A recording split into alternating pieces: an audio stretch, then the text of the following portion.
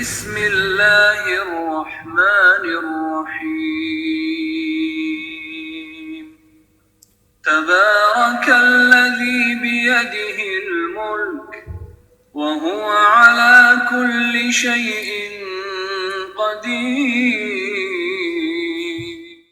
أعوذ بالله من الشيطان الرجيم بسم الله الرحمن الرحيم الحمد لله رب العالمين والصلاة والسلام على رسولنا محمد وعلى آله وصحبه أجمعين أشهد أن لا إله إلا الله وأشهد أن محمدا عبده ورسوله.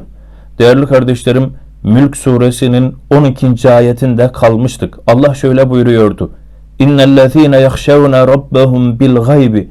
Görmedikleri halde Rablerinden korkanlar var ya, lehum mağfiratun ve ecrun kebir. Onlar için bir mağfiret ve büyük bir ödül vardır. Korkuyu anlamlı kılan şey gayb ifadesidir. Eğer ayette geçen bil gaybi, görmedikleri halde ifadesi olmasa bu korkunun da hiçbir anlamı olmayacaktı.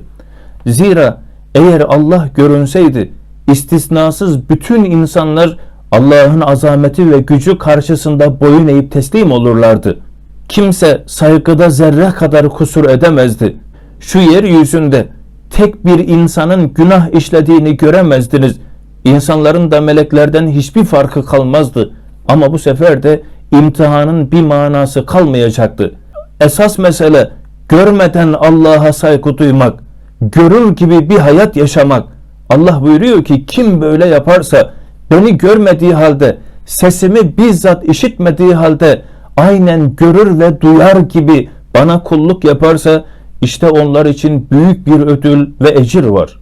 Değerli kardeşlerim, mesela bir odaya giriyorsunuz veya asansöre biniyorsunuz. Gayet rahatsınız ama bir de baktınız ki köşede bir yazı var. Dikkat! Gizli kamerayla hem sesiniz hem görüntünüz kaydediliyor. Emin olun ne o odada ne asansörde rahat hareket edemezsiniz. Kılık kıyafetinize, hal ve hareketlerinize, sözlerinize çok dikkat edersiniz. İşte bir ömür bu şekilde yaşamak, adeta fotoğraf çektirir gibi bir hayat yaşamak. İnsan fotoğraf çektirirken bir anlığına güzel çıkacağım diye aman gözüm kapalı çıkmasın, saçım sakalım dağınık olmasın, ceketimde pislik olmasın. İnsan üstüne başına dikkat eder ve bir poz verecek, aman o da kötü çıkmasın diye davranır. Biz bir ömür adeta fotoğraf çektirir gibi bir hayat yaşamak zorundayız. Hal ve hareketlerime dikkat etmem lazım. Ağzımdan çıkan sözlere dikkat etmem lazım. Allah beni görüyor, ben onu görmesem bile melekler ne yaptığımı kayıt altına alıyor. İşte bu duyguyla bir hayat yaşamak gayb ifadesinin tam karşılığıdır.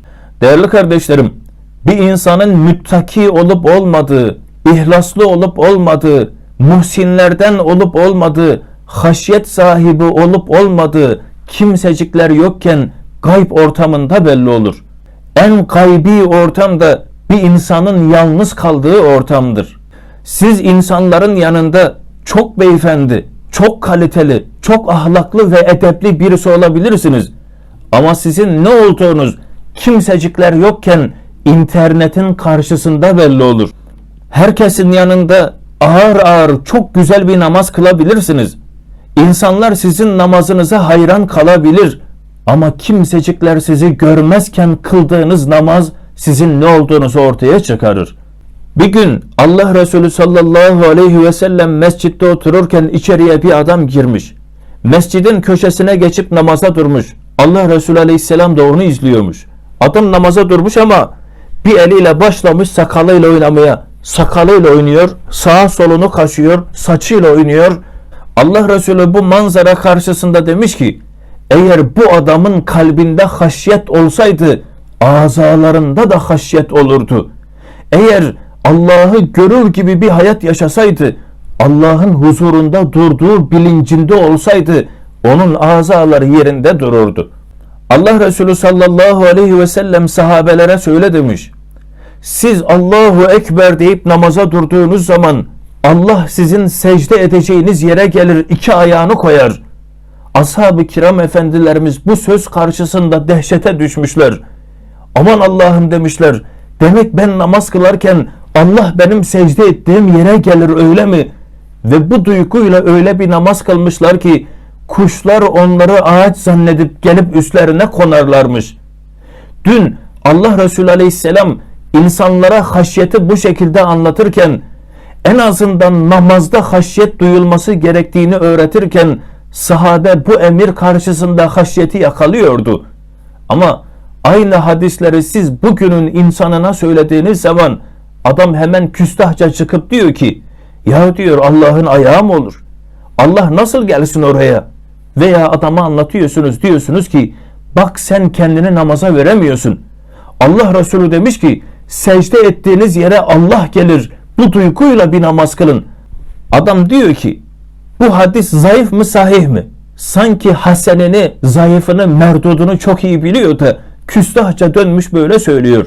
Değerli kardeşlerim, sahabe-i kiram efendilerimizin baktığı pencereden biz hayata bakmazsak, eğer biz Allah Resulü Aleyhisselam'ın sözlerini ve bu ayetleri tıpkı sahabe-i kiram efendilerimizin dinlediği gibi dinlemezsek, bilelim ki haşyet bizim kalbimize girmeyecektir. İmam Buhari rahmetullahi aleyh bir gün insanlara namaz kıldırırken sesli bir şekilde Kur'an okuyormuş. Okuduğu yerde bir anda durmuş, insanlar da şaşırdı zannetmişler. Sonra sesi titrek bir vaziyette kaldığı yerden devam etmiş. Selam verdiği zaman insanlar demişler ki ne? Ey imam, ne oldu, unuttun mu namazda? Sesi zor çıkıyor bir şekilde dönmüş, demiş ki sırtımı açın demiş, sırtımı açın. Bir kaldırmışlar ki eşek arısı 17 yerinden imamı sokmuş. Ama o Allah karşısında olduğu bilinciyle hareket ettiğinden zerre kadar taviz yok, namazı bozma işi yok. Bugün bir sineğin gelip de bizim elimize konması bizim için yeterli bir sebep. Bugün biz telefonumuzu bile kapatmaktan aciziz Allah karşısında. Eğer bir gün haşyet bizim kalbimize girerse bu haşyet azalarımıza da sirayet edecek ve Allah huzuruna durmazdan evvel belki telefonu kaldırıp bir köşeye atacağız. Benimle Allah arasına kimse girmesin diyeceğiz. Pür dikkat, kımıldamadan, titremeden, kaşınmadan, aklımız başka yerlere gitmeden Allah huzurunda iki büklüm olacağız. Değerli kardeşlerim, caminin içinde içki içilmeyeceğini herkes bilir. Sizin haşyetiniz gayb ortamında belli olur. Eve girip de kapıları kilitlediğiniz zaman sizi kimse görmezken sizin haşyetli bir mümin olup olmadığınız orada ortaya çıkar. Herkesin içinde günah işlemeyebilirsiniz. Ama hiç kimse yokken günah işleme fırsatı cazip bir şekilde ayağınıza gelmişken sizin Allah'tan korkup da reddetmeniz, Müslümanca bir tavır takınmanız, işte haşyet budur ve bu gayb ortamında belli olur. Öyleyse kimsecikler bizi görmezken Kur'an'ı okumaya gayret edelim. Tamam, herkesin içinde okuyabilirsiniz. Herkesin yanında zikir, Kur'an, bunları yapabilirsiniz. Ama esas mesele sizin gerçek takvalı bir mümin olup olmadığınız tenhada belli olur. Kimse sizi görmezken zikir yapın. Kimsecikler sizi duymazken Allah'ın kitabını okuyun. Gece vakti kimsecikler sizi görmezken kalkın namaz kılın. Unutmayın, sizi gören, size şahit olan bir varlık var. Unutmayın, size sizden daha yakın bir ilahınız var. O ilah ki وَنَحْنُ أَقْرَبُ إِلَيْهِ مِنْ حَبْلِ الْوَرِيدِ, size şah damarınızdan daha yakın. Asla bunu unutmayın. Değerli kardeşlerim, Allah'tan bize gelen emirleri baskı altında, zorla değil, isteyerek, gönül rızasıyla yapmak. Bu da haşyetin başka bir kolu. Eğer bir insan kendisine emredilen bir işi baskı altında, zorla değil, gönül rızasıyla isteyerek yapıyorsa, bilelim ki o işi emredeni sevdiğinin göstergesidir. O işi emredene saygı duyduğunun göstergesidir. İşte bu haşyettir. Mesela namaz konusunda sizi kimse zorlamıyor. Namaz kılmadığınız zaman size kimse ceza kesmiyor. Siz bir namazı kılıp bir sonraki namazı gönül rızasıyla eğer bekliyorsanız bilin ki sizin gönlünüzde haşyet var. Sizi tebrik ederim. Herkes gaflet uykusuna yatarken siz iki büklüm bir vaziyette sabah namazına kalkamazsam nasıl olacak? Benim gece namazına kalkmam lazım diye hiç kimsenin baskısı ve zorlaması yokken sizin gaflet uykusundan uyanıp soğuk sıcak demeden Allah huzuruna durmanız haşyetin bir göstergesidir. Allah Resulü sallallahu aleyhi ve sellem güzel bir kadının zina çağrısına ben Allah'tan korkarım diyerek reddeden bir kişiye arşın altında yer vaat ediyor. Çünkü haşyet onda ete kemiğe bürünmüştür. Sol elinin verdiğini sağ eli görmeyecek şekilde gizli sadaka veren kişiye Allah Resulü aleyhisselam arşın altında yer vaat ediyor. Ama dikkat edin, verirken fotoğraf çektirip de sosyal medyadan paylaşanlara değil, sol elinin verdiğini sağ eli bile bilmiyor, hanımı bilmiyor, çoluk çocuğu bilmiyor, hiç kimsenin haberi yok, sadece kendisi biliyor ve onu da unuttu sonra. Allah'la kendi arasındaki bir sır, işte böyle olanlara Allah Resulü aleyhisselam arşın altında yer vaat ediyor. Kimsecikler yokken, hiç kimse sizi görmezken, tenhada yalnız başınıza kalmışsınız. Allah'ı düşünüyorsunuz. Yeniden dirilişi, hesabı, kitabı düşünüyorsunuz. Onun verdiği nimetleri ve yaptığınız işleri düşünüyorsunuz. Duygulanıyorsunuz ve azıcık ağlıyorsunuz. Allah Resulü aleyhisselam size de arşın altında bir yer vaat ediyor. Ama dikkat edin, kameralar karşısında insanların duygusunu sömürmek için ağlayanlara değil, kimsenin haberi yok. Seccadede ağlayan, Allah huzurunda ağlayan ve hiç kimsenin görmediği yerde duygulanana Allah Resulü aleyhisselam arşın altında yer vaat ediyor.